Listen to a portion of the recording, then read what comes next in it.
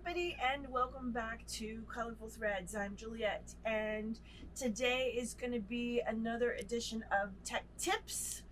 So, you know, this is my personal machine. I have the Summit now, and I have a situation on my own machine that I want to work out with you guys and get it resolved. And why the problem is, we're going to resolve it.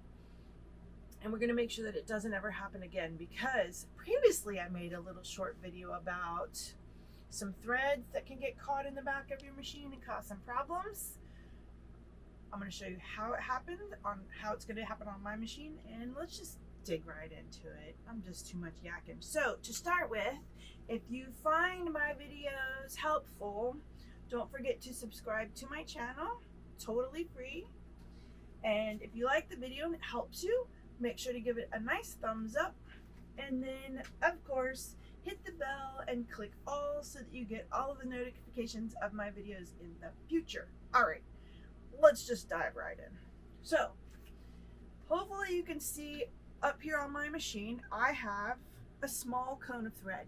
I wanted to use this blue, it's small, so I pushed this tube down to make it fit my cone better, instead of leaving it tall like up here. What that did was it pushed this tube down, down, down. And down in here now, right, this tube is long and it has popped loose some of my thread feed tubes, and they are a mess. Can you back up a little so I get my hand in here? There you go. So it's popped these thread tubes loose. And if these tubes get loose and this thread gets caught in any of these gears, it's going to get wound in and cause even another problem. So this is my problem. So the first thing I'm going to do is remove my problem by pulling this tube up. About right there is fine. All right, now let's talk about these tubes. So now they're not going to get caught and popped loose. But now the hole for this tube is now wide and it fits over a brass fitting.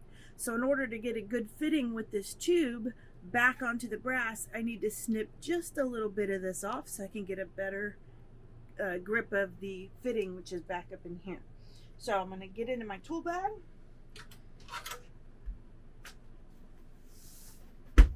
Just throw your hoops on the floor, it's fine. And what I'm going to get is my simple little pair of cutters, snippers, dikes, whatever word you want to use for them, right?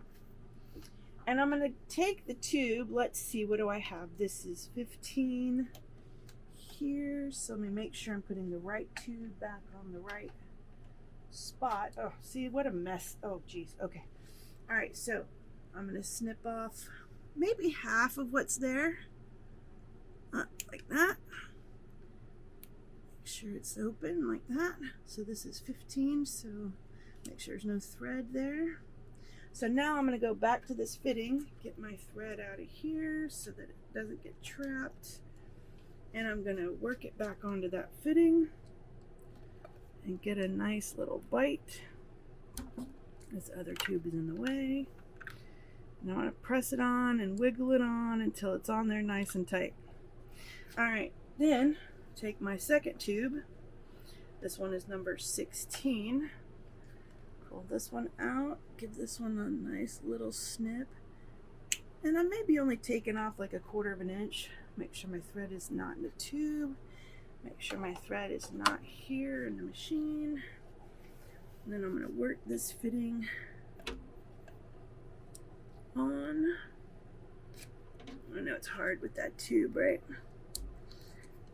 Get it on, and I'm just going around and I'm just pushing until it goes on nice and tight.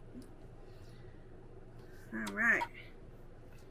Now then, all of my tubes are secure and back in place. But what I want to do is make sure that this does not happen to me again in the future. So it's a really good practice to not put small tubes on the front, because our tendency is to press this down so that it fits good. So instead, what we should do is, where are my scissors? take this thread off here, and I want to put it on the back here. Even here is fine. Somewhere where it's not going to interfere with these tubes. So I'll put it on this one. Pull that one off. And this little prong, I'll move that to here for the large cone and then put my small cone. Now here, I can move this tube down so that I don't have any interference here, and it's not going to touch or interfere anything with the machine. So anywhere in the middle, all along the back is going to be a safe zone for pushing these down to get a good connection here, so that we don't have this issue down here of our tubes getting loose, getting caught up in the machine, causing problems, issues that require service call and or replacement of parts. So, short little tip today. I hope this helps. Go check your tubes, fix them if they're damaged, move your threads around to accommodate, and happy sewing. I'm Juliet, this is Colorful Threads, and have a wonderful day.